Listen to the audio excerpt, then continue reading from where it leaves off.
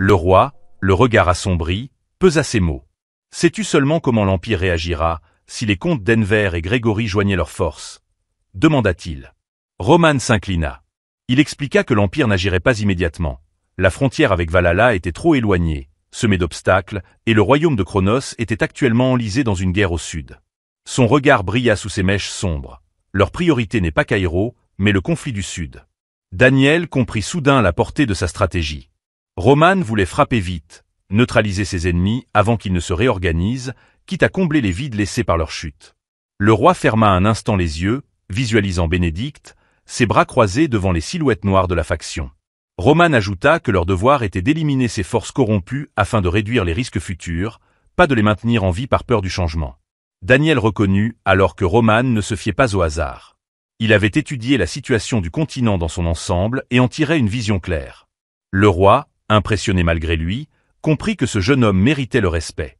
Mais Simon, blême, s'élança vers le trône, « Votre Majesté. La famille Démitrie se sert de la faction noble comme prétexte pour accroître sa propre puissance. Vous ne pouvez pas permettre cela. » Roman le fixa calmement. « Et avez-vous une autre solution ?» Simon resta muet. Alors Roman déclara, d'une voix basse mais ferme. « Pendant que vous détourniez le regard devant les crimes des nobles, j'ai choisi de tirer l'épée. Tout ce que nous demandons, c'est que le royaume reconnaisse le prix de notre sacrifice. » Puis, dans l'air, il évoqua mentalement deux royaumes jumeaux, Caïro et Démitrie, partageant la même frontière et les mêmes racines.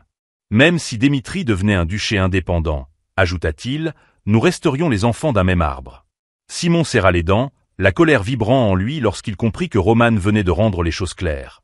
Il ne s'agissait pas d'une rébellion. En observant le protagoniste, Simon comprit qu'il n'y avait aucune erreur dans sa proposition. La faute incombait au roi inutile qui avait laissé Caïro être déchiré en morceaux. Daniel, les paupières closes, sentit une tristesse muette l'envahir. Ce roi coupable, c'était lui. Il s'imagina assis sur le petit trône, à côté de Roman, et prit conscience que la famille royale n'était plus capable de contenir l'ambition de cet homme. Il devait faire un choix, vivre encore, se contenter de ce qu'il avait, ou bien abandonner l'impossible et forger un nouveau royaume de Caïro. Il songea à ses vassaux qui le manipulaient comme une marionnette suspendue à un fil. Même si les intentions de Roman n'étaient pas pures, il valait mieux, pensa-t-il, s'allier à un homme qui affichait ouvertement ses ambitions plutôt que de continuer à danser au rythme de seigneurs qui le traitaient comme un épouvantail. Le roi blond fit un geste las pour clore la discussion. Le brun, un léger sourire aux lèvres, observa Daniel, qui déclara d'une voix distante qu'il nommait Démitrie duc et l'ensemble de la région nord-est est déclaré duché, incluant Démitrie, au nom de la famille royale. D'un ton presque détaché, Daniel ajouta qu'il devait écraser le rebelle Bénédicte, ce traître qui semait la discorde dans le royaume. Entre-temps, le comte d'Enver, tenant une lettre entre ses mains, ferma les yeux. Une certitude glaciale l'envahit. Roman était un homme véritablement terrifiant. Il comprit aussitôt que lorsque le protagoniste frapperait Bénédicte dans la capitale, ni Démitrie ni la faction royale ne reculeraient avant que l'un des deux camps ne soit anéanti. Le comte s'adossa lentement à son fauteuil. Roman avait choisi son camp, celui du palais, et comptait sans doute prêter main forte au roi dans la confrontation contre les nobles. Denver comprit qu'un duel silencieux s'engageait entre trois puissances, la faction royale et Démitrie contre l'aristocratie. Un sourire amer étira ses lèvres. Lorsque ces forces s'entrechoqueraient dans une lutte à mort, Valhalla, pensait-il, saurait saisir l'occasion pour en tirer profit. Mais ses réflexions furent brusquement interrompues lorsqu'un garde fit irruption dans la pièce, haletant.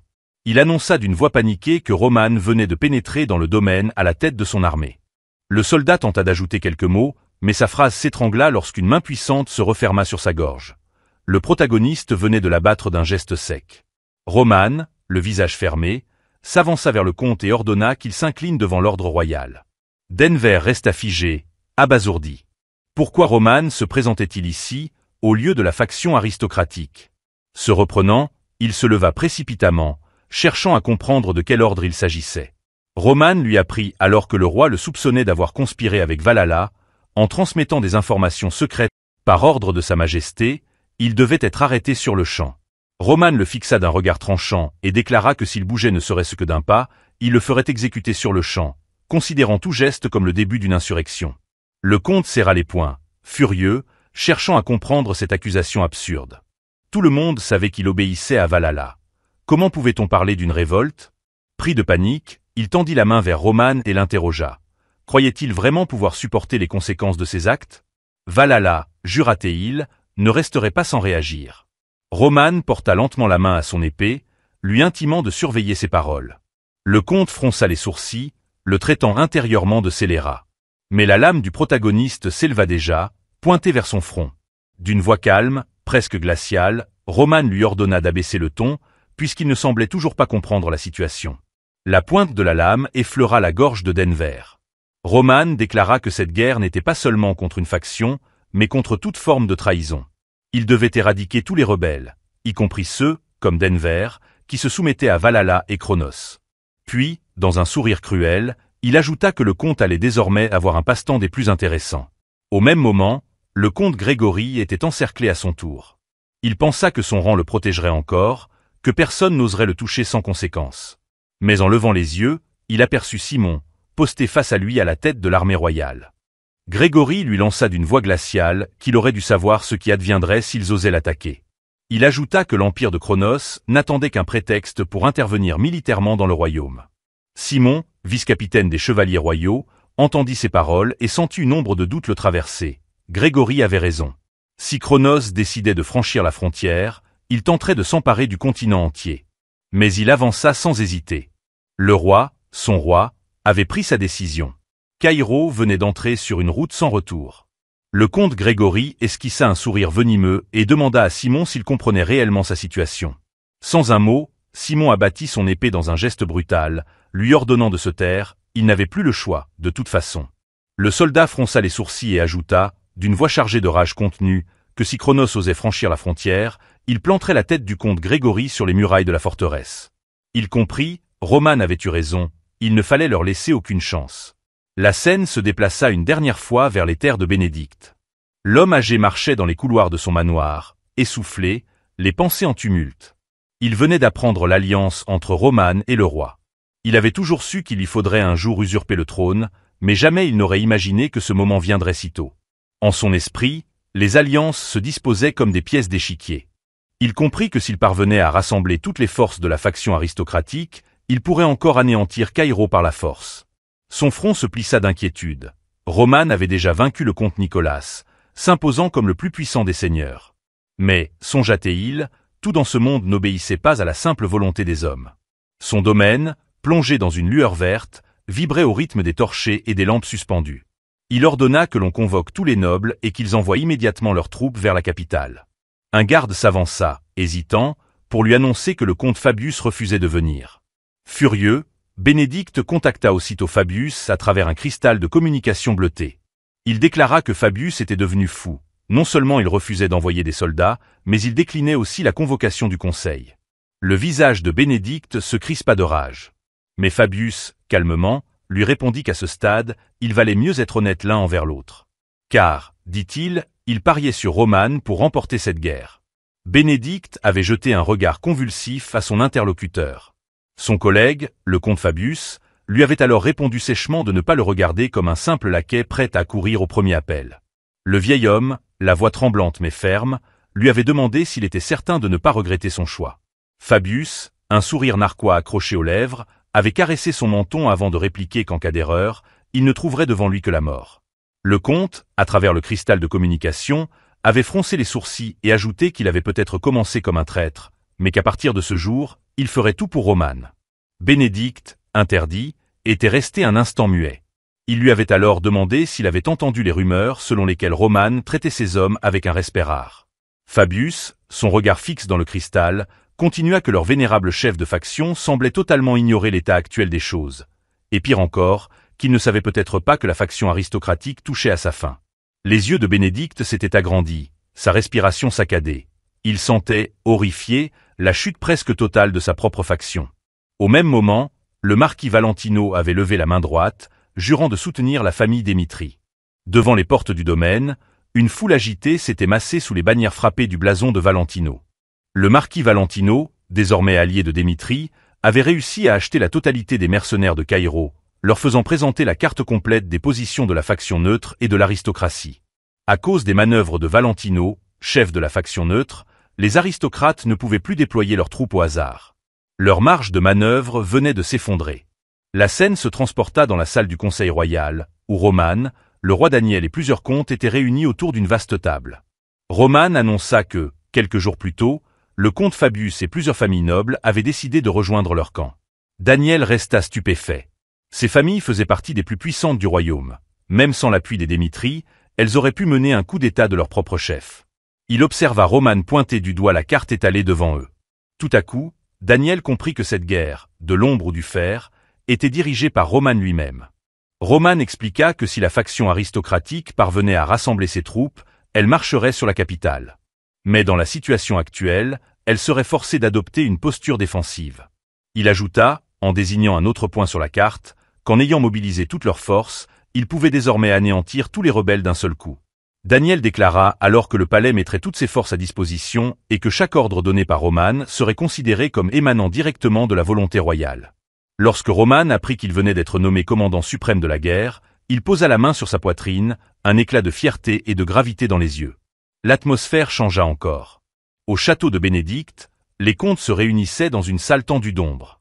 Bénédicte ordonna de fermer les portes, de fortifier les défenses et d'attendre le moment propice pour frapper en retour.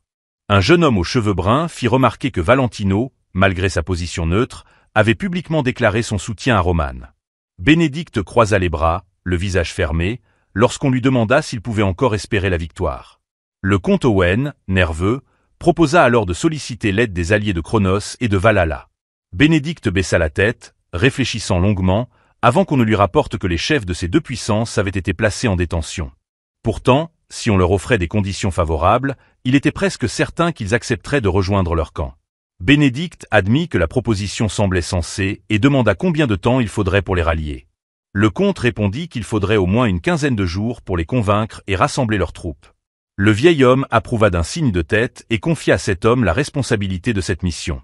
Autour de la table, tous savaient que, bien que cette guerre eût éclaté soudainement, elle était inévitable. Depuis longtemps, ils s'y préparaient dans l'ombre. Bénédicte déclara alors, d'une voix vibrante de conviction, que ceux qui saisiraient le pouvoir de Caïro de leurs propres mains seraient la faction des nobles. Ailleurs, les rayons du soleil s'infiltraient à travers les rideaux lourds d'une autre pièce, dorant les murs de reflets tremblants. Nicolas, le corps bandé, ouvrit les yeux. Il se réjouit d'être encore en vie. En se redressant, il sentit la douleur de ses plaies, mais comprit que Roman n'avait pas voulu le tuer.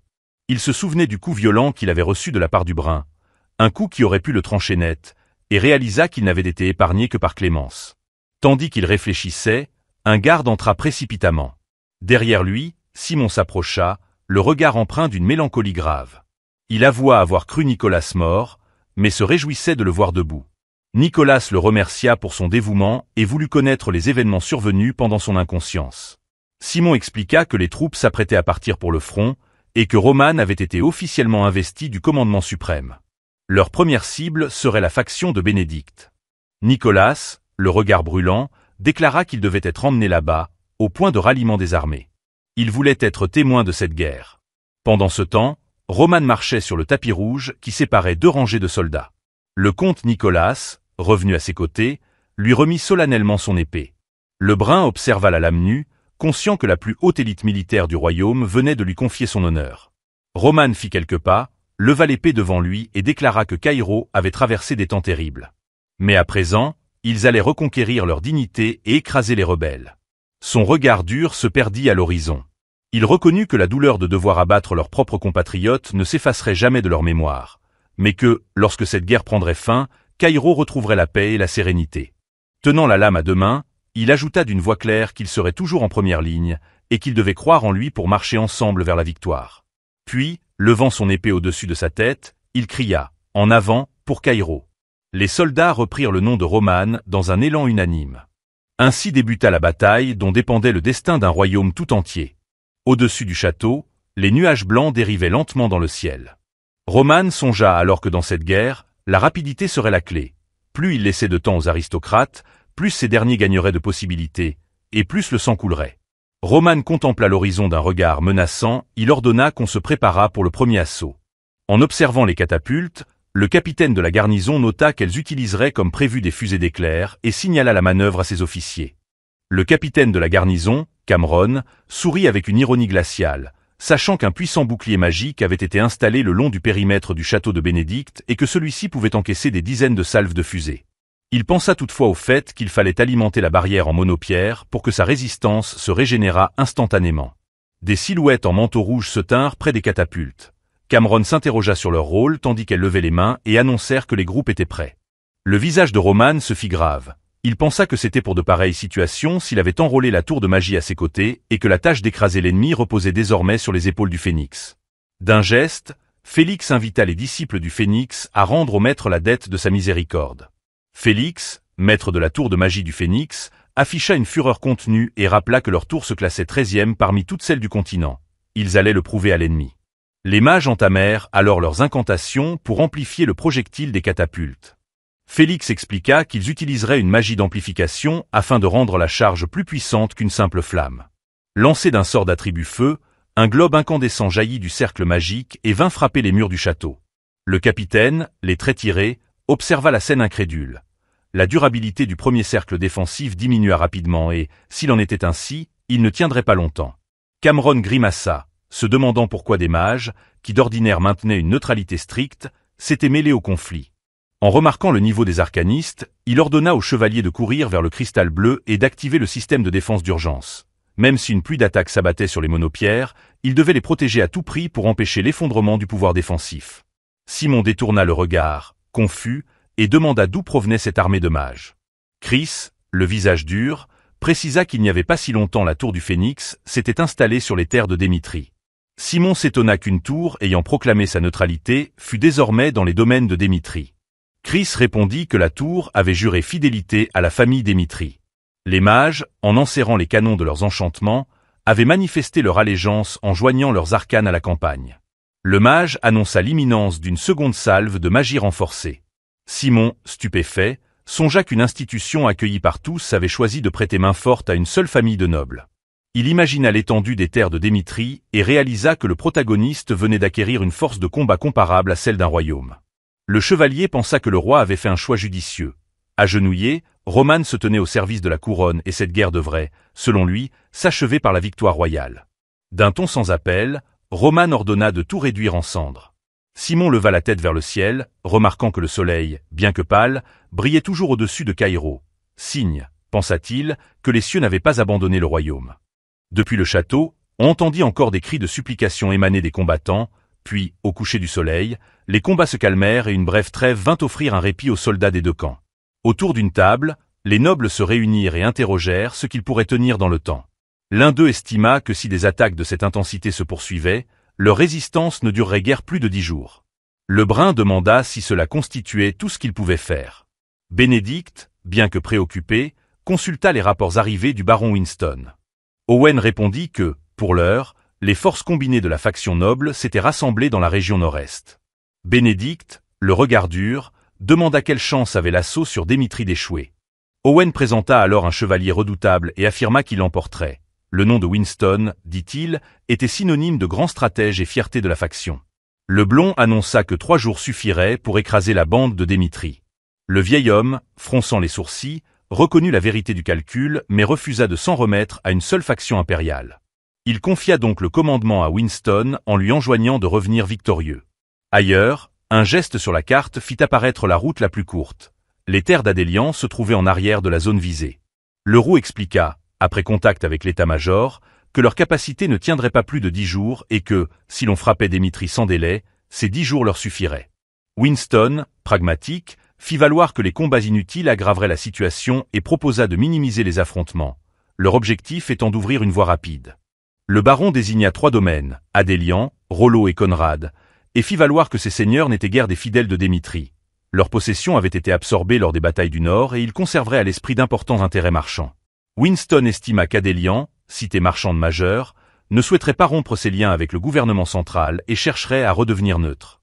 Quant à Rollo et Conrad, ils pourraient nourrir des rancœurs envers la famille romane. Il faudrait tenter de les rallier. Winston afficha un sourire affamé et confia qu'une fois la voie ouverte, il se ferait largement payer. 1 heure plus tard, les 3 seigneurs acceptèrent l'offre de la faction aristocratique, scellant ainsi un nouveau chapitre de cette guerre aux rapidités, alliance changeante et magie déterminerait le sort de Caïro. Les sabots du cheval martelaient la terre battue, soulevant des nuages de poussière. Le soldat, la main crispée sur la bride, tourna vers son commandant un regard inquiet. Il lui demanda s'il faisait réellement confiance aux nobles du Nord-Est, et si ceux-ci ne les attiraient pas délibérément dans un piège. Le commandant Winston répondit qu'il en était conscient. Derrière lui, des soldats se tenaient immobiles, attentifs.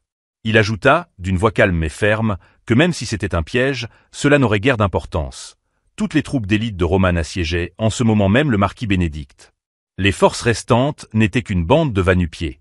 Winston fixa l'horizon, le regard perçant.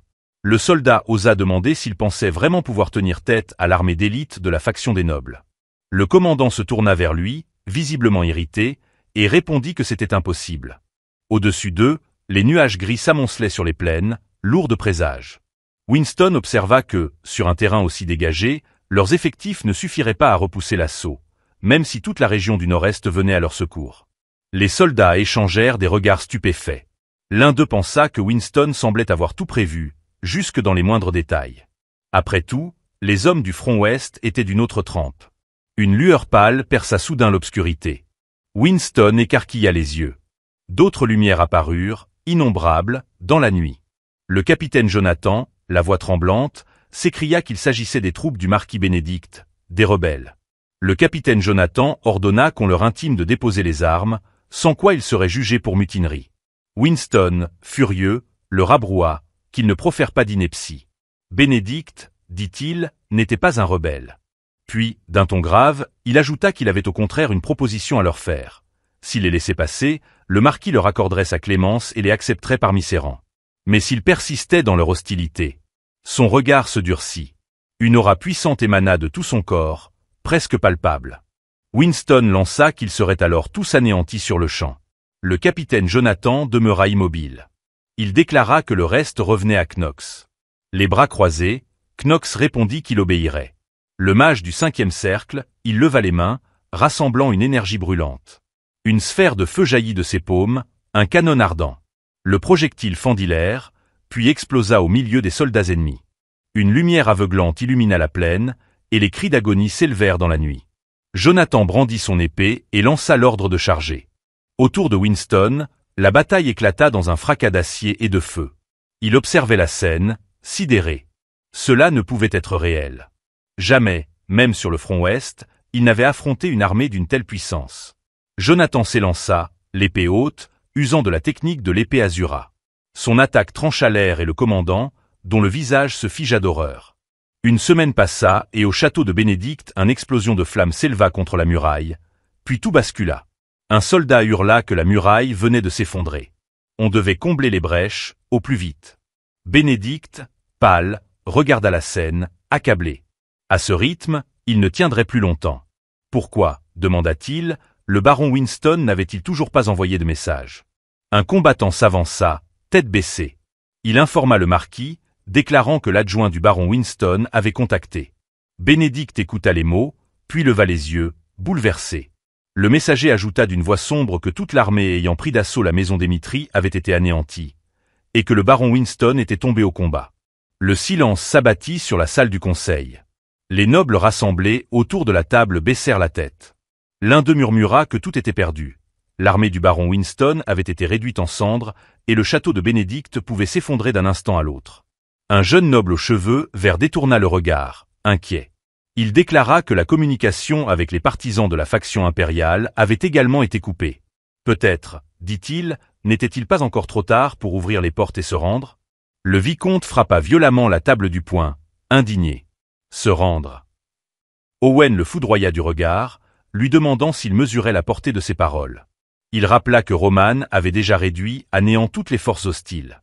Le vicomte, blême de colère, se tourna vers Bénédicte. Voulait-il oublier la faction impériale et se tourner vers l'Empire lui-même?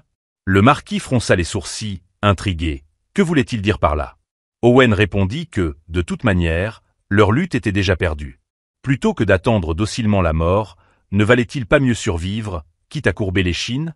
Après un long silence, le vieux marquis rouvrit les lèvres. Il ordonna qu'on contacte Cronos. Lui-même, dit-il, conclurait un accord. Une projection s'illumina dans l'air. Un homme, le baron Charlton, apparut.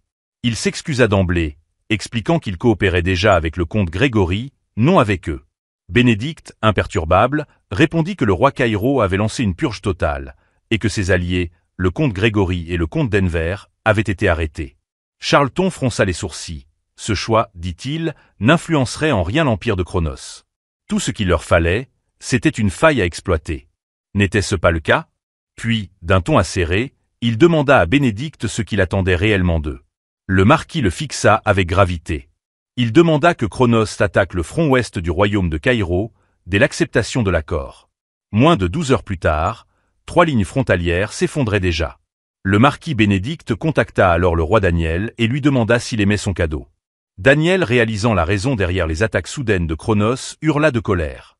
Cependant, le marquis ne flancha pas et sur un ton calme, il rappela au roi qu'il pouvait faire ce qu'il voulait. Mais il n'avait pas le choix si le roi voulait avoir la vie sauve, alors le roi Daniel devait abandonner le trône et la lui confier. Daniel, observant le cristal de communication, pensa qu'il avait autrefois appelé le marquis Bénédicte oncle. Le roi, la main serrée sur son poing, comprit qu'il venait de conduire son royaume au bord du gouffre. Son esprit dressa la carte du champ de bataille. S'il rappelait ses troupes du siège de Bénédicte pour renforcer la défense du front ouest, le royaume de Caïro pourrait peut-être encore survivre.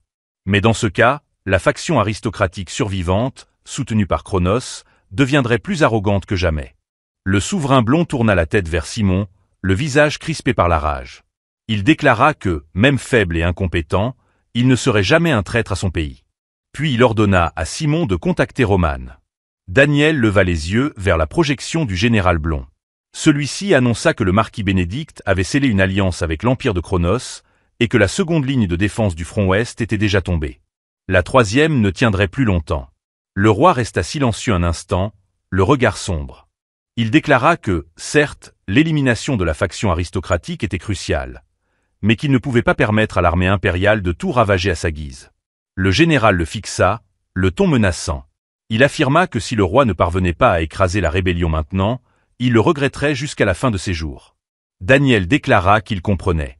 Puis il imagina un crâne suspendu au-dessus de la cité, symbole funeste de la mort à venir. Il affirma que l'horreur ayant dévoré l'Ouest ne tarderait pas à engloutir tout le royaume. Romane, le regard grave, répondit qu'il s'y était préparé dès le moment où ils avaient décidé de lancer la purge. Peu importait, ajouta-t-il, qu'il s'agit du comte Grégory ou du marquis Bénédicte. Daniel, en silence, se figura lui-même englouti dans le même tourbillon de sang et de poussière. Romane demanda ensuite ce qu'il pensait qu'il adviendrait s'ils laissaient, derrière eux, ses ennemis qui avaient vendu leur patrie. Pour l'instant, précisa-t-il, il ne faisait qu'un pas en arrière. Sa Majesté s'imagina levant lentement la jambe, encore couverte de poussière. Romane poursuivit d'un ton froid, qu'à l'avenir, pour avancer d'un pas, il leur faudrait sacrifier bien des vies. Le protagoniste contempla le roi, la mine sombre. Il songea que si Daniel était né en temps de paix, il aurait sans doute été un bon souverain. Mais à présent, ses yeux clos, le roi semblait refuser d'accepter la réalité. Et, songea Romane, c'était précisément ce qu'il fallait pour survivre en de telles ténèbres. Il imagina alors une muraille couverte de sceaux magiques, puis expliqua que, contrairement aux 2 premières lignes de défense du front ouest, une véritable armée se tenait postée devant la troisième. Romane leur dit que l'empire de Cronos avait agi dans la précipitation. Il n'avait pas pu mobiliser toutes ses forces. Le protagoniste s'adressa à Sa Majesté.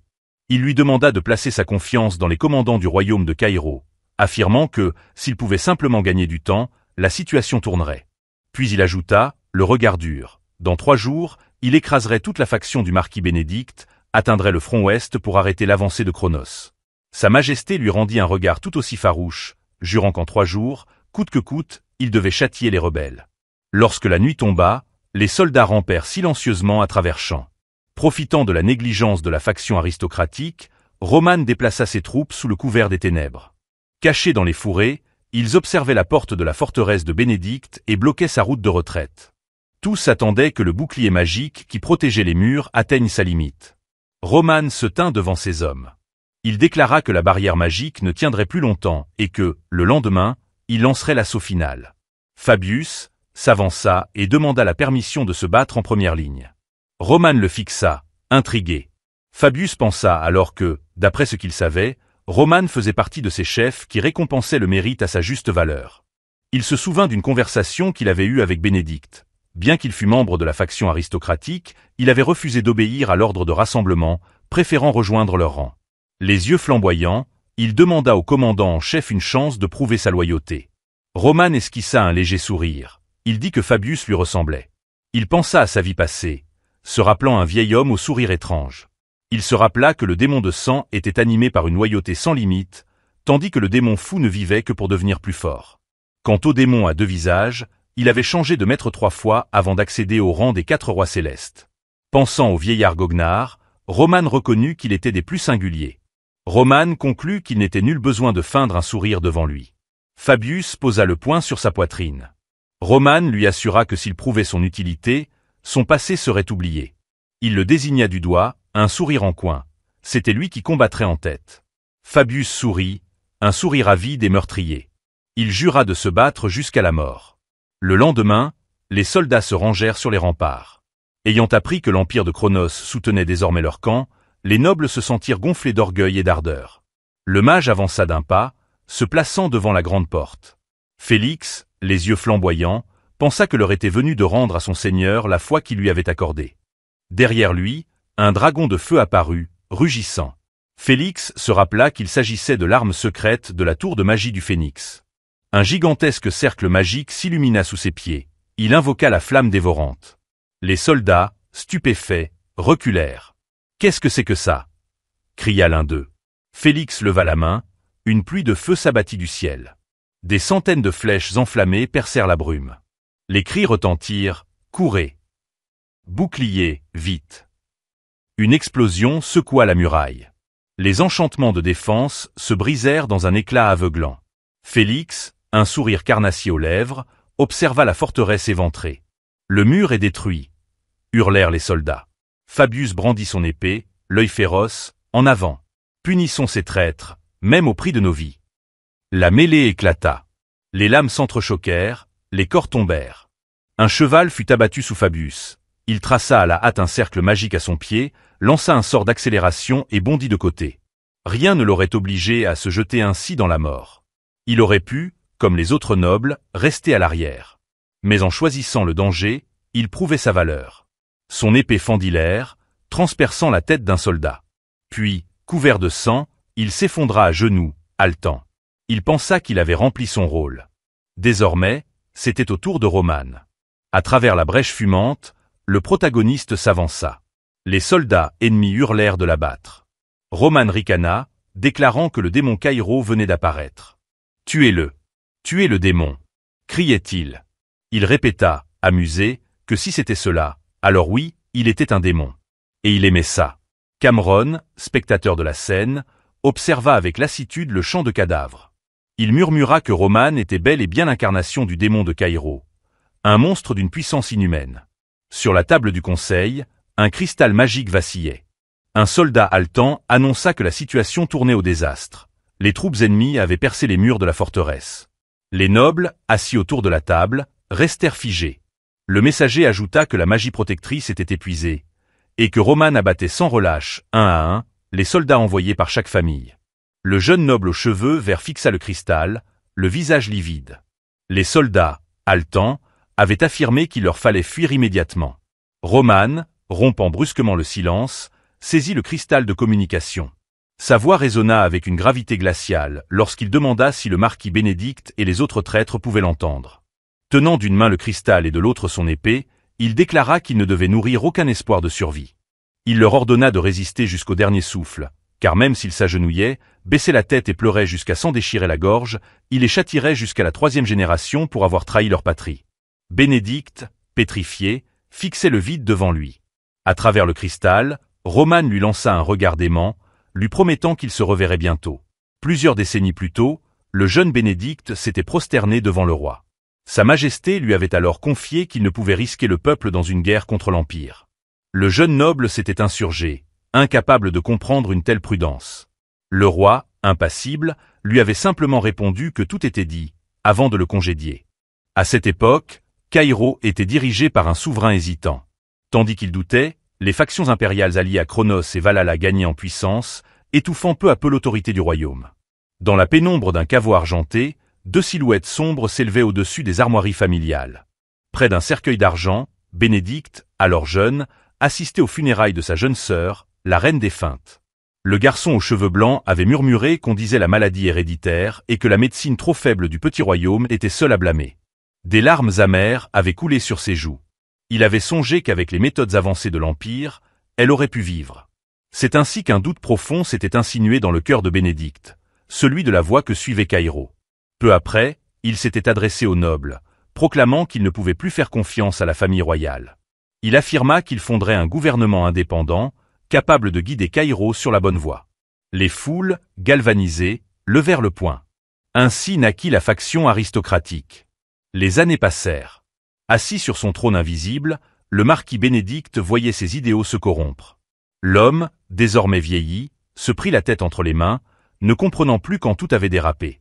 Il imagina la silhouette de Romane se dresser devant lui, et murmura, plein de rage, que ce démon avait réduit à néant ses projets d'unification de Caïro. Serrant les dents, il songea qu'il ne lui restait plus qu'à fuir et à solliciter l'aide de l'Empire pour inverser le cours du destin. Se relevant brusquement, il ordonna aux nobles de l'accompagner, précisant que s'ils étaient capturés, tout serait perdu. Tous s'enfuirent dans la confusion. Mais à peine eurent-ils quitté la salle qu'un hurlement retentit. Un soldat s'effondra, transpercé par une lame. Assis sur un tas de cadavres, Ukevin et sa chevelure rousse attendaient, un sourire carnassier aux lèvres. Il dit qu'il l'attendait depuis longtemps. Pris de panique, Bénédicte ordonna à ses hommes de le tuer sur le champ. Les soldats s'élancèrent, mais le guerrier, d'un geste foudroyant, trancha la main de l'un d'eux avant de couper un chevalier en deux. Le sang éclaboussa les murs. Bénédicte recula, le visage livide, tandis que ses protecteurs tombaient les uns après les autres. Soudain, une voix retentit derrière lui. C'était Chris. Apparaissant de l'ombre d'un mur, il demanda où le marquis comptait fuir ainsi. Le marquis, terrorisé, le regarda avec incrédulité. Chris abattit froidement les soldats restants, un à un. L'ancien se détourna, fuyant de toutes ses forces, le souffle court, le regard vide. Il pensa qu'il devait s'enfuir, peu importe le prix. Lorsqu'il atteignit l'extérieur, il aperçut une cavité entre deux roches. « C'est ici », murmura-t-il. Rampant, il tenta de s'y engouffrer tandis que, dehors, les soldats patrouillaient, jurant qu'il ne pourrait leur échapper. S'étant péniblement glissé dans le trou, il songea que le trône de Caïro avait été à sa portée, avant que tout ne s'effondrât à cause d'un seul homme. Un éclat de voix interrompit sa fuite. « C'est fini », déclara calmement une voix derrière lui. Bénédicte leva la tête, reconnaissant le vicomte Owen. Le blond s'avança, lui demandant s'il n'avait rien remarqué d'étrange pendant sa fuite, avant d'ajouter qu'il n'avait de toute façon aucune chance de s'échapper. Le marquis, tremblant, se recula davantage dans l'ombre. Owen, d'un ton glacial, lui ordonna de sortir. Bénédicte, tétanisé, se couvrit la bouche pour retenir son souffle. Mais le vicomte éclata de rage. Des larmes lui montèrent aux yeux, tandis qu'il criait qu'il avait été stupide de faire confiance à un homme comme lui. Une lame transperça le corps du traître. Peu après, Romane posa sa main sur la paroi de la grotte, son visage éclairé. Il se pencha et lança d'une voix calme. « Sors de là, Bénédicte. » Peu après, le vieillard, enchaîné, fut bientôt traîné dans la boue. Les soldats le forçaient à avancer. Autour d'eux, la voix du peuple hurlait sa haine. « Regardez, c'est le marquis Bénédicte. » Il voulait fuir seul. Jeté à genoux devant Romane, l'ancien leva vers lui un visage enragé. Il protesta qu'on le calomniait, qu'il avait consacré sa vie entière à servir le royaume. Pourquoi voulait-on le tuer? Il ajouta qu'alors qu'un roi faible menait le pays à sa perte, lui seul avait maintenu Caïro à flot. Pouvait-il, sincèrement, se soumettre à un tel monarque? Le vieillard, haletant, affirma encore que l'empire de Chronos avait franchi leurs frontières à maintes reprises, que le royaume était infesté de traîtres, et que tout cela n'était pas son crime. Romane, le regard dur, répondit simplement qu'il ne critiquait pas son choix. Caïro aurait peut-être pu résister à l'Empire, s'il l'avait dirigé. Bénédicte avait levé vers Romane un regard empreint d'incompréhension. Celui-ci, impassible, lui avait ordonné de contempler le résultat de ses propres choix, lui demandant ce qu'il avait véritablement accompli au bout du compte. Romane avait évoqué le roi et les aristocrates, rappelant que même la création de la faction nobiliaire n'avait en rien modifié l'ordre du pouvoir. Pire encore, Bénédicte, aveuglé par son orgueil, n'avait jamais songé à la sécurité du royaume. Le marquis, tremblant, avait regardé son interlocuteur avec effroi. Romane lui avait alors demandé si c'était là ce fameux devoir moral dont il se réclamait.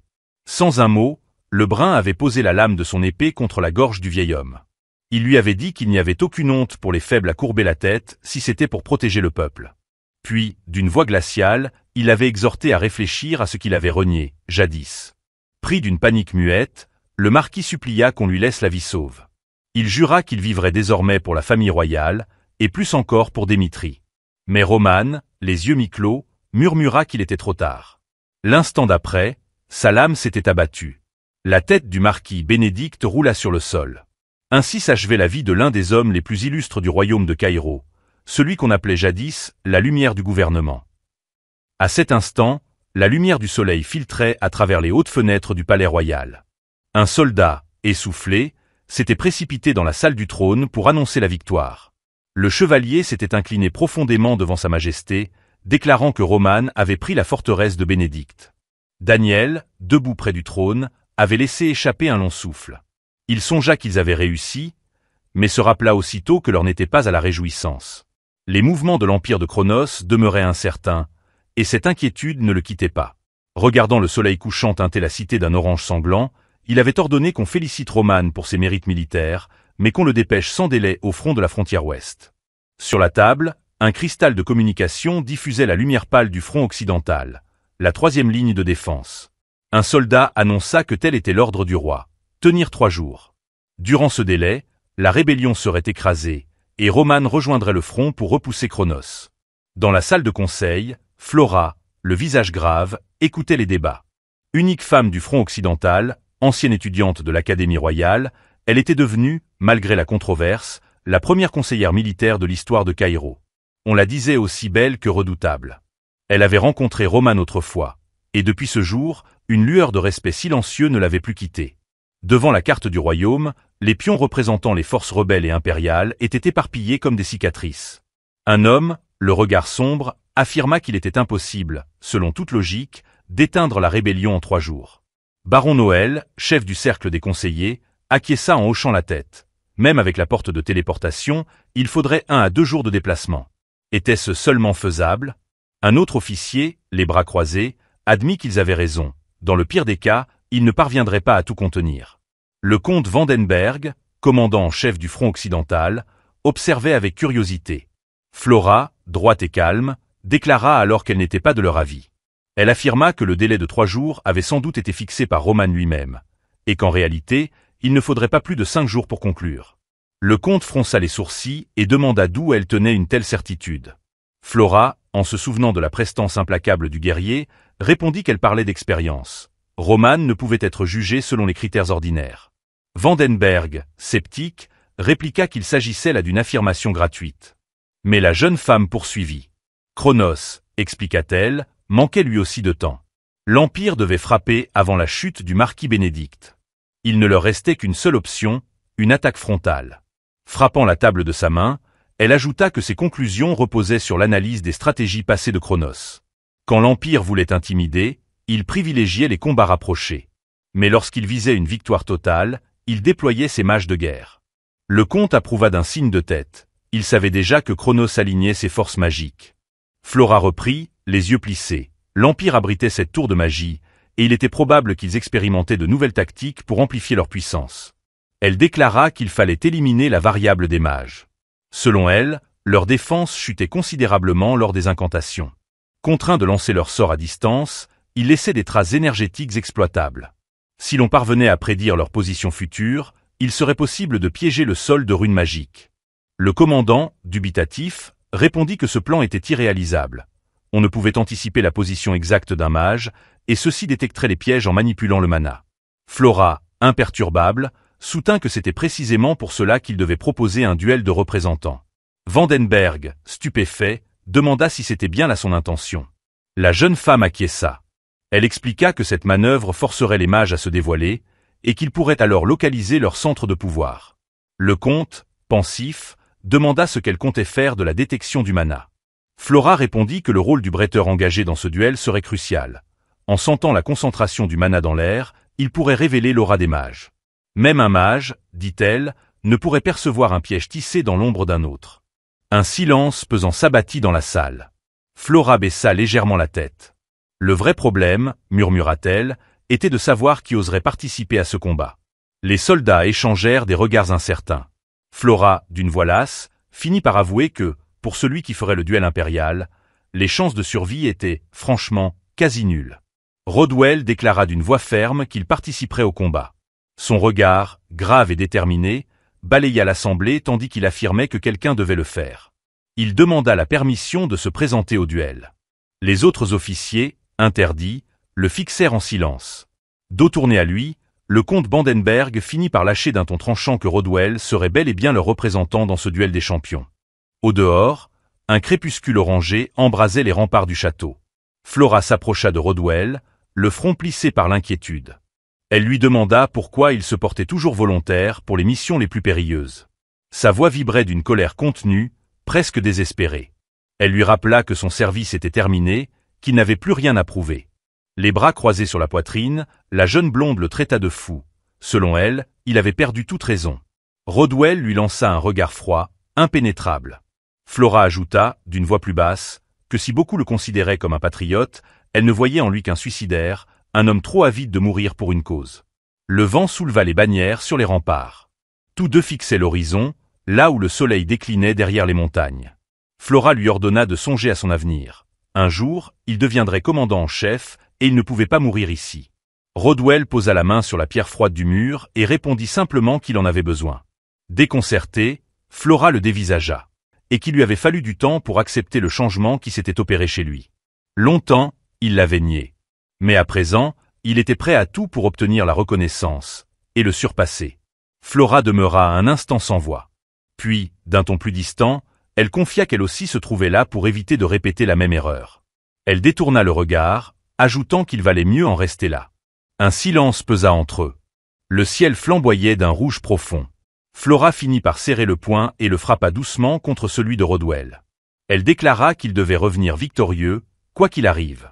Leurs regards se croisèrent une dernière fois dans la lueur du couchant. Elle murmura qu'elle espérait, de tout cœur, qu'il survivrait. Lors du duel, Rodwell leva son épée au-dessus de sa tête et proclama d'une voix éclatante. « Moi, Rodwell du royaume de Caïro, je défie l'empire de Chronos dans un duel des représentants. » Son cœur battait à tout rompre. Il se demanda, l'espace d'un instant, s'il mourrait ce jour-là. Il fit un pas sur le champ de bataille, cet espace incertain entre la vie et la mort.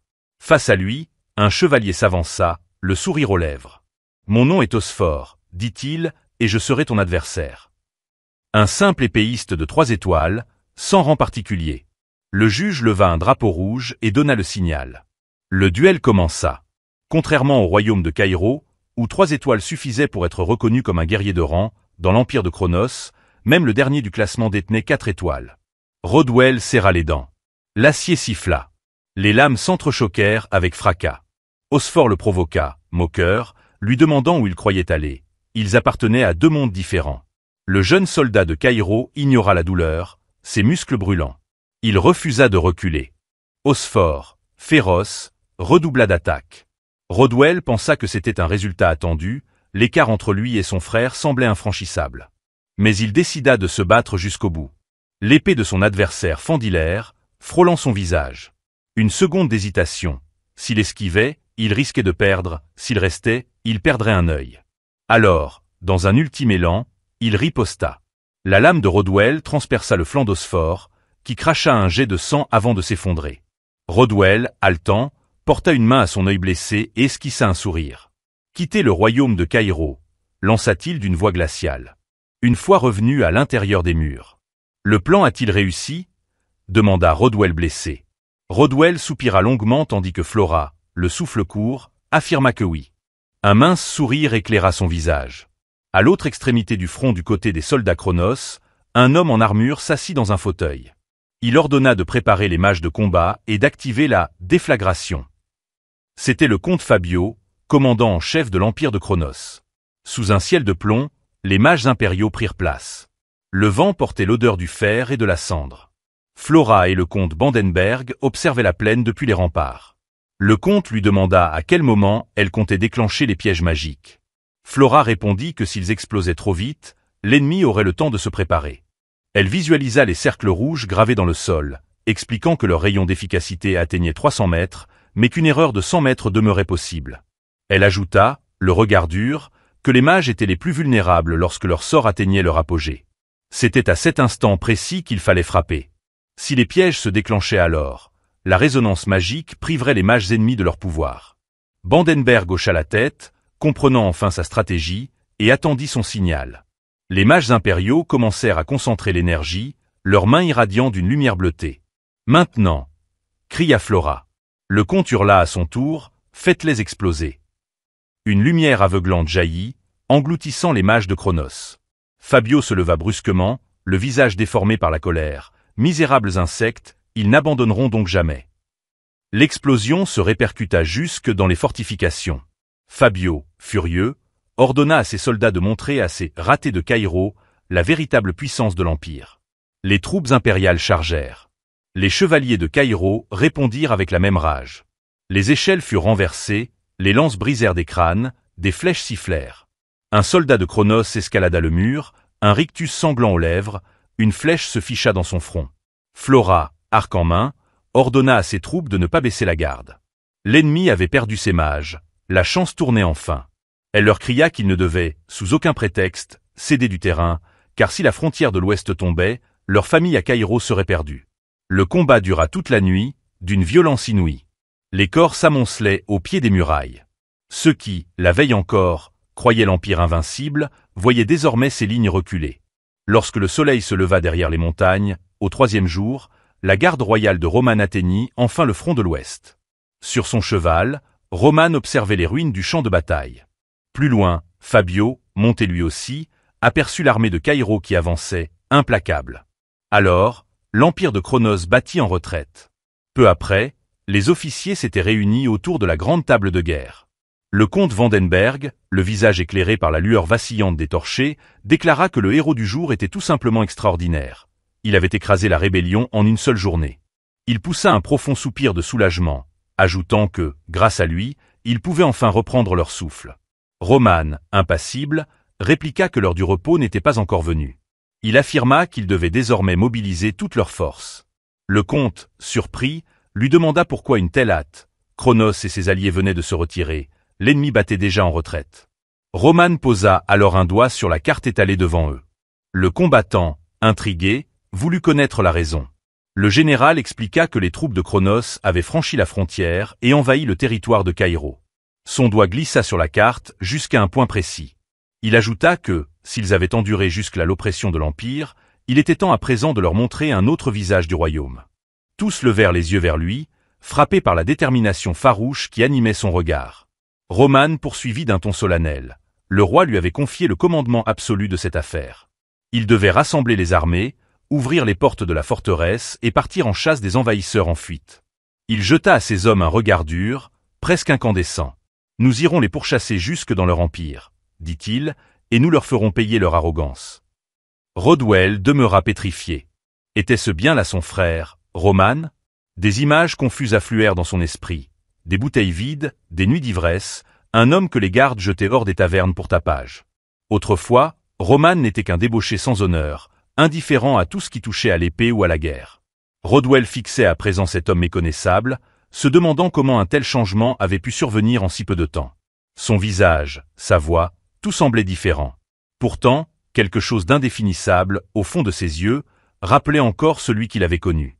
Oui, c'était bien son frère aîné, mais transformé par une force qui lui échappait. Le jeune officier baissa la tête. Il se rendit compte que toute sa vie n'avait tourné qu'autour d'un seul but, redorer le prestige de sa famille sur le front occidental.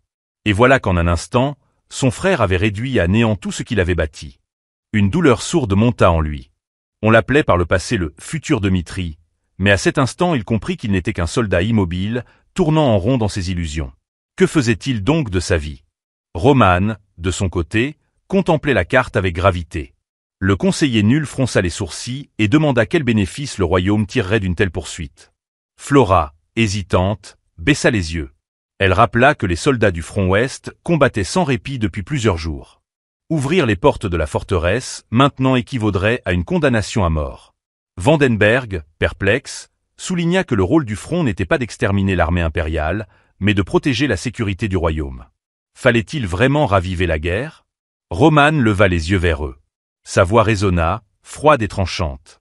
Vous croyez vraiment que rester immobile est la meilleure issue? Vous savez mieux que quiconque dans quel état se trouve notre pays. Cronos, expliqua-t-il, affrontait déjà l'alliance des royaumes du Sud, l'Empire ne pouvait concentrer toutes ses forces contre eux. Le moment était venu de frapper. Son regard se durcit encore, Le royaume de Caïro ne tolérera plus les atrocités de Cronos. C'est tout ce que vous devez comprendre. Un silence pesant s'abattit sur la pièce. Vandenberg déglutit difficilement, demandant ce qu'il devait faire. Peu après, Flora, à la fenêtre, leva les yeux vers le ciel nocturne. La lune se reflétait sur son visage pâle. Elle songea à Roman, à cet homme qu'elle croyait changé, mais qui, au fond, restait le même, un guerrier prêt à brûler le monde pour une conviction. Elle sut alors qu'elle ne serait jamais comme lui. Pendant ce temps, Roman retrouva Rodwell sur la terrasse. Il lui dit qu'il avait entendu parler de sa blessure à l'œil durant la bataille. Rodwell répondit d'un ton égal qu'il n'y avait rien là de grave. Roman sourit légèrement. Grâce à cette blessure, ils avaient pu neutraliser les mages de Cronos. Rodwell, surpris, leva les yeux vers lui. Roman ajouta que sans son aide, le front ouest n'aurait jamais tenu avant son arrivée. Le jeune homme détourna le regard, gêné, lui demandant ce qu'il racontait là. Roman le contempla longuement. C'était son frère de sang. Il repensa au sourire des compagnons qu'il s'était fait dans cette nouvelle vie, et comprit qu'il voulait désormais se rapprocher de Rodwell de la même manière. Le vent souleva sa cape. Il déclara d'une voix basse mais ferme. « Peut-être n'es-tu pas heureux de me voir, mais souviens-toi d'une chose. Si tu me suis demain, je te montrerai le prix à payer pour avoir osé toucher à un membre de la famille Démitri. » Son regard s'assombrit. Pour ton œil perdu, l'empire de Cronos versera le sang de milliers d'hommes. Rodwell resta silencieux. Roman ajouta seulement qu'il devait se rappeler qu'ils étaient frères. Pendant ce temps, loin du front, au cœur de l'empire, la nouvelle de la défaite du marquis Bénédicte fit trembler les couloirs du pouvoir. Au ministère des Affaires étrangères, le baron Charleton observait le comte Fabio. Le baron Charleton informa que maintenant que la garde royale de Caïro avait atteint le front ouest, le comte Fabio devrait retirer ses troupes. Fabio, le visage déformé par la rage, traita le marquis Bénédicte de misérable ver. Il fulmina, nous étions censés tenir, attaquer le front ouest. Et il n'a pas tenu un seul jour? Il refusa de fuir, son honneur l'interdisait. Le baron, les yeux clos, admit qu'il partageait ce sentiment, mais insista, leur perte était colossale. Si l'armée continuait de s'amenuiser, les conséquences se feraient sentir jusque dans le sud, où Cronos affrontait déjà l'alliance des royaumes du sud.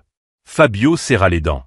Le baron, d'un ton calme, lui rappela qu'il devait penser rationnellement. Sous la toile de leur tente, la nuit pesait, lourde et étouffante. Après un long silence, Fabio finit par céder. Soit. À l'aube, nous battrons en retraite. Le lendemain matin, les troupes se massèrent près de la falaise. Un chevalier vint annoncer qu'il laisserait une unité de reconnaissance sur place, au cas où. Le comte le fixa d'un regard sombre et répondit d'une voix sèche, « Ce ne sera pas nécessaire. » Fabio lança un regard furieux au chevalier posté devant lui. Il déclara d'une voix sèche qu'il se réjouirait presque si l'ennemi envoyait un détachement à leur trousse. Cela lui donnerait enfin l'occasion de les anéantir, eux et tout le front occidental avec eux. Derrière les lignes impériales, des silhouettes sombres se dessinaient dans la brume. Le chevalier leva les yeux, stupéfait. Au loin, Vandenberg et Flora galopaient à toute allure, précédant leurs troupes. Un soldat s'approcha précipitamment de Fabio, haletant, l'ennemi approchait. Le commandant en chef détourna un instant le regard, incrédule. Le soldat ajouta alors, d'une voix tremblante, que l'attaque venait de l'arrière. Fabio eut un rictus carnassier. Il pensa que Caïro venait de commettre la plus stupide des erreurs. Riant intérieurement, il ordonna à ses hommes de se tenir prêts et de massacrer ces insectes misérables qui ignoraient leur place dans le monde. Vandenberg, de son côté, fixa l'armée ennemie avec une intensité glaciale. Sa voix résonna dans l'air. Ses troupes devaient tenir et montrer à l'empire de Cronos la volonté inébranlable de Caïro. Les armées se ruèrent l'une contre l'autre, dans un fracas de métal et de cris. La veille, autour d'une grande table éclairée par les bougies, Roman avait réuni ses officiers. Il leur annonça que, comme ils s'y attendaient, l'empire de Cronos se préparait à se retirer. Leur plan, expliqua-t-il, serait simple. Il expliqua la disposition des troupes ennemies, une longue colonne étirée sur plusieurs lieux. Il déclara qu'il diviserait leurs forces en deux, l'une attaquerait par le centre, l'autre frapperait à revers. Rodwell et Chris mèneraient l'assaut au centre, tandis que le marquis Bandure et la conseillère Flora frapperaient depuis l'arrière. Noël, inquiet, l'interrompit, diviser leurs forces ainsi était une folie, surtout pour attaquer la ligne arrière. Roman tourna lentement la tête vers lui, et son regard seul suffit à étouffer toute réplique.